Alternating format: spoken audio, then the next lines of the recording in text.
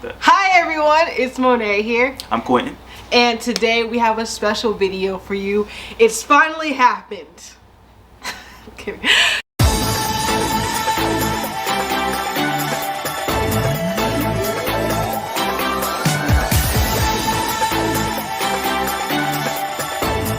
Yes, so just to update you guys, Quentin just graduated and he's a mechanical engineer major.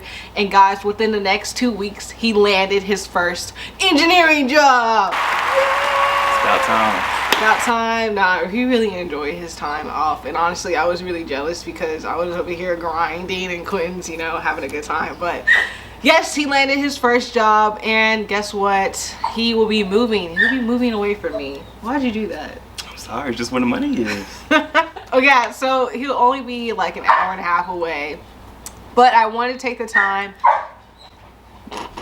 Chanel's barking. But I want to take this time to kind of unpack our relationship and how we're kind of moving to the next level. Wouldn't you say so, Quentin? Yeah, definitely. Guys, Chanel refuses to sit down and be silent, so she's going to be in this video with us. Okay. All right, now go for it. All right, yeah, so me and Monet, we met in 6th grade. Got really close in around 8th grade, going into 9th grade in high school. She was very busy. She went to 2 high schools and graduated from 2 high schools. She was on the swim team and and she danced. So she was very busy, and I was on the track team. So our schedules really hard to. Just scheduling. We had a lot of scheduling problems, but you know, then we decided to stay together even when we went to college. I decided to go to Wake Forest. Quentin decided to go to UNC Charlotte, and I mean, I think I would see him at least once or twice every month, but sometimes, you know, when exams got a little crazy, when just school and academics was so demanding, it would kind of stretch over to like 2 or 3 months. Those months, you know, obviously were the hardest, but you know, thank God for FaceTime. Like literally, what would we have done if we didn't have FaceTime? So you know, I think it's all about communication, checking in with each other. I think that's how we were able to, you know, survive long distance. I feel like he could have found a job in Winston just to, you know, make our lives easier, but he had to go away. He had to. And I feel like this was like premeditated because he kept saying how he loves Charlotte, like it's the place to be. And I'm like, but I'm here in Winston. I'm trying to get that graduate degree, you know what I'm saying? I'm trying to get that master's. He just could not wait. But you know, I ain't mad at you because with that engineering job comes that engineering money. And Charlotte's a great city too. I love Charlotte, so yeah, everything's gonna work out though.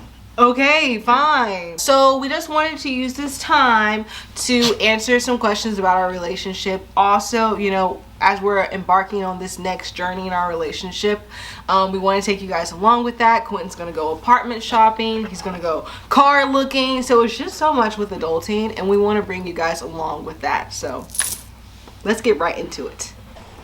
Okay.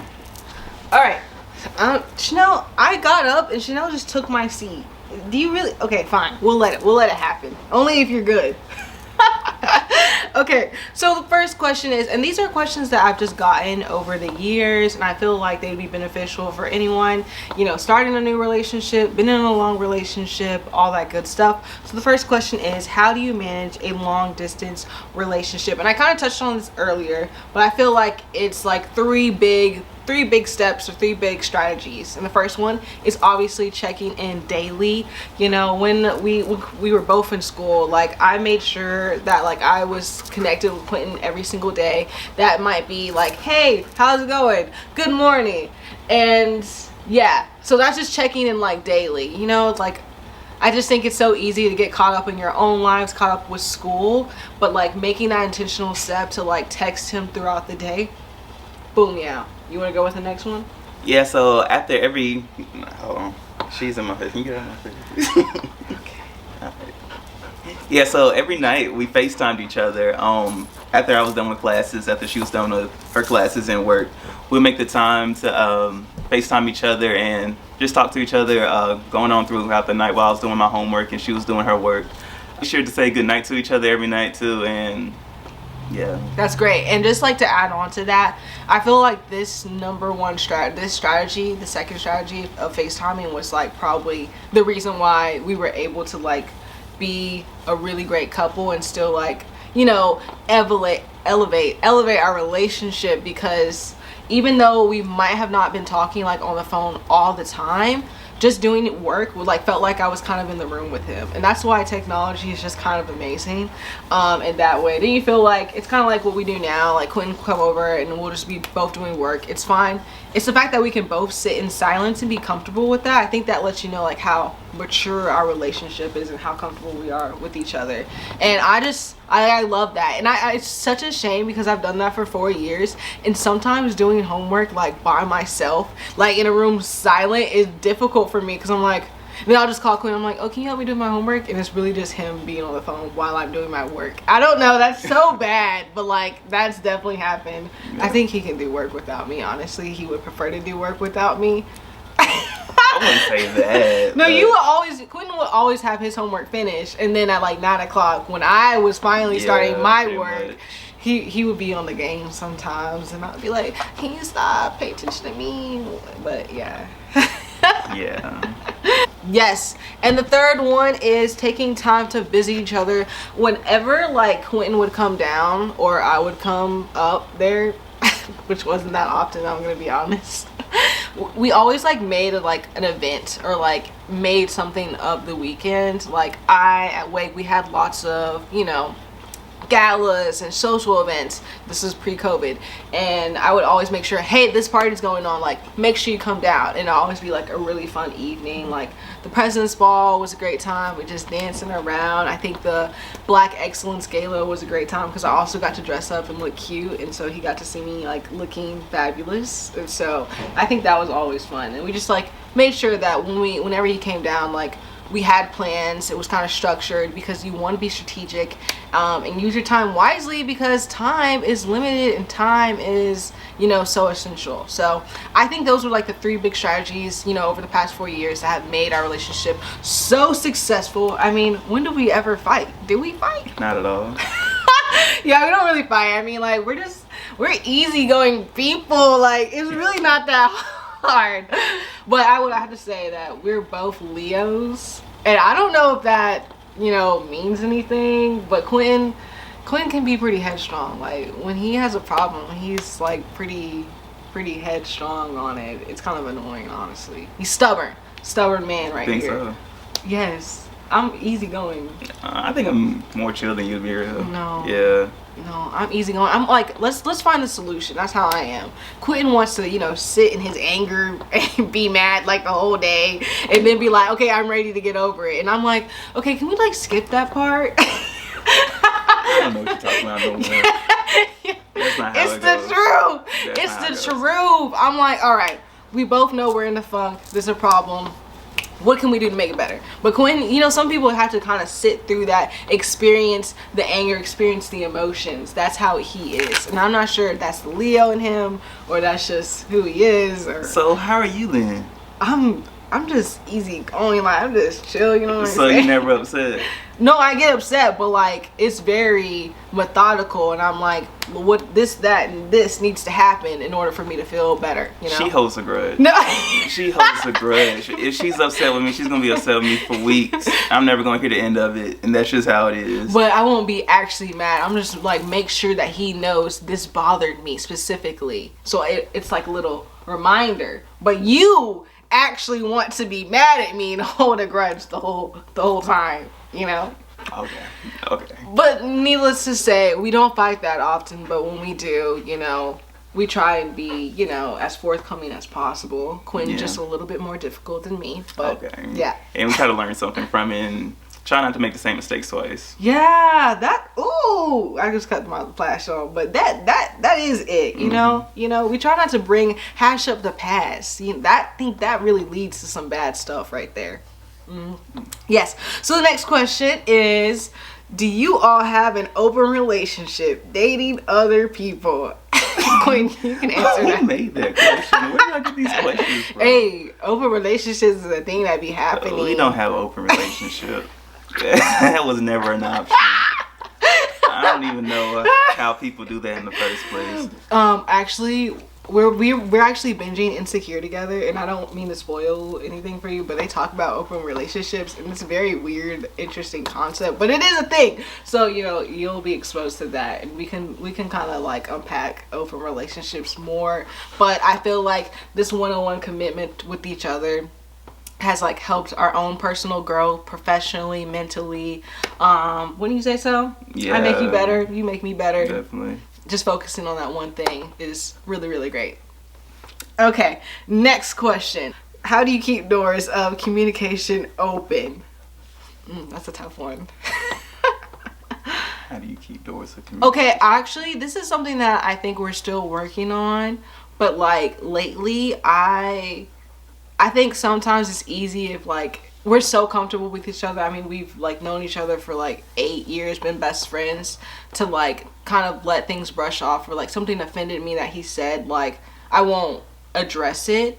But now I'm so comfortable, like literally if Quentin says something, I remember this is like the other day, I don't remember what it was about, but we were walking with Chanel and I was just like, hey, that thing you said like really rubbed me the wrong way. Like literally just saying that, feeling comfortable, feeling like that, having that trust to like say like, hey, that bothered me. And Quentin, reacts like, oh, okay.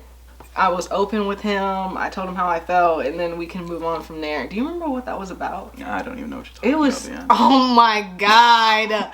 It was something simple, but I was just like, I didn't like how you did that. And he was like, okay, this is from my perspective. Quentin loves. Now, this is one thing about Quentin. He loved being like, I was right. This is my perspective, and you is wrong. That is not how I am. I just try to look at it from every angle and just try to see stuff from both sides. But sometimes if I'm the offended side, it don't matter what he thought. The offended side, how I received it, is the one thing that matters.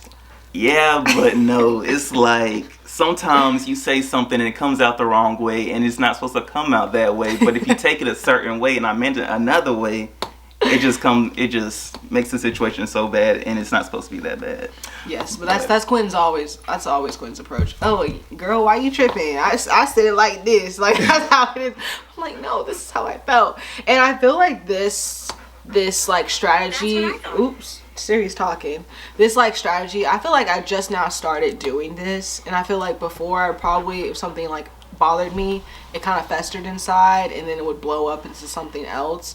But even in that instance where he says something maybe like a couple minutes later, I'm like, ooh, that didn't really sit well with me. And I really like being able to do that. I feel like that's new, like at least with the past year I've been able to do that, and that's something new. Yeah I don't really think Quentin hasn't gotten that communication level yet. I mean, I feel like I'm getting better. No, he just gets angry. No, I mean, I'll tell you about things that rub me the wrong way, and I do get angry if I if I don't like it. But I mean, I gotta get better with forgiving and just let me know. Over. Yeah, just let me know. He does not let me know, and then it will turn into something else like a day or two later, and I'm like, hold up.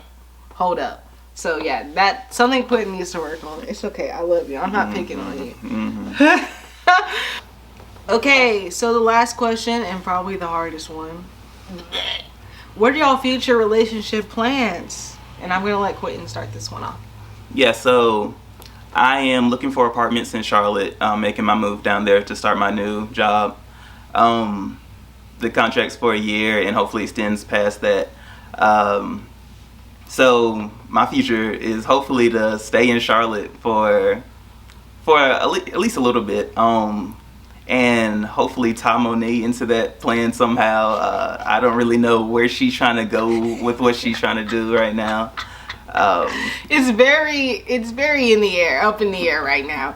And so I think that's kind of what makes it a little bit difficult, because literally like every other week I'm talking about, ooh, I want to do this. Ooh, I want to do this. And Quentin's like, girl, can we like figure something out?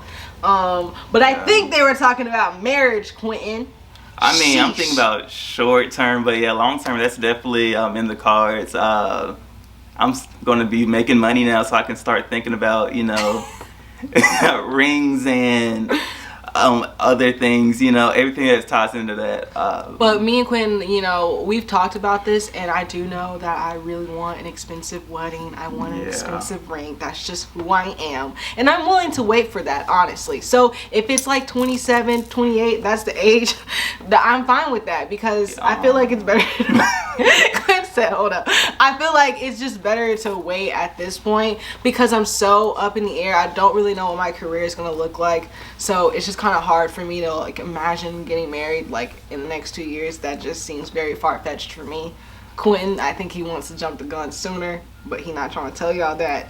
I mean, I don't have a problem with waiting. It's just Monet's expectations about what she wants her wedding to look like is like, I don't know if we're going to be capable of doing everything she wants to do, but it's definitely I said 27. How old? I'm 23 right now. But she wants this $80,000 wedding. And I want the rings. I've been seeing these engagement rings on Instagram. They she wants a $20,000 ring. They need to stop. And it's like, you know, I was thinking, because we be talking about the wedding sometimes, and I feel like I don't need a big wedding. Chanel, you're making me look bad. Sit down. Sit your toe down. And I don't feel like I need a large wedding. Like, I kind of want like an intimate setting with just like close family and extended friends. So I feel like that might decrease the price a little bit. And also, you know, I'm thinking about destination. So just in terms of that, but like, it's not the size of the wedding that, you know, worries me. It's more of what you want at the wedding. She likes waterfalls and everything to be sparkling. She wants huge tables with all these different decorations. Chandeliers. Exactly. Yes, I want the decor to be huge cake that goes to the ceiling, and it's like, I don't know if we're able to get that, you know, we can do by that. 27. And this might be like an unpopular opinion, but I feel like because we know we're committed to each other, like, you know, basically for the rest of our life. But it's so hard because we're developing our careers together, and you know, we don't have that like financial standing that some people, once they meet like their, you know, their soulmate or whatever, like around their 30s, where they're settled with their life, they're financially stable, like those kind of situations where boom, you fall in love, you get married, and then it's like easy. But now we're kind of having to grow together, which is kind of harder. It just takes a little bit more patience. It's like, we don't want to rush the gun, because I mean, we have the rest of our lives. That's why I'm like, if I can, you know, become financially stable, and, you know, have my career ready to go, then I think it would make sense to, you know, get married. But that's kind of my mindset now. It might change. You guys might think I'm crazy. If that's an unpopular opinion, please let me know in the comments. We're all here to grow and learn together, and honestly, I have my parents to, you know, model off their relationship. And their relationship is just great. So yeah, I just want to take things, you know, you know. Yeah, but then we have our baby Chanel. Chanel is just, she's great. She's great, and she loves Quentin. I don't know why. Because I'm awesome. She realizes that. She really like loves him. I'm like, girl, you can't show the man that you like him that much. What you doing? You can't show him that.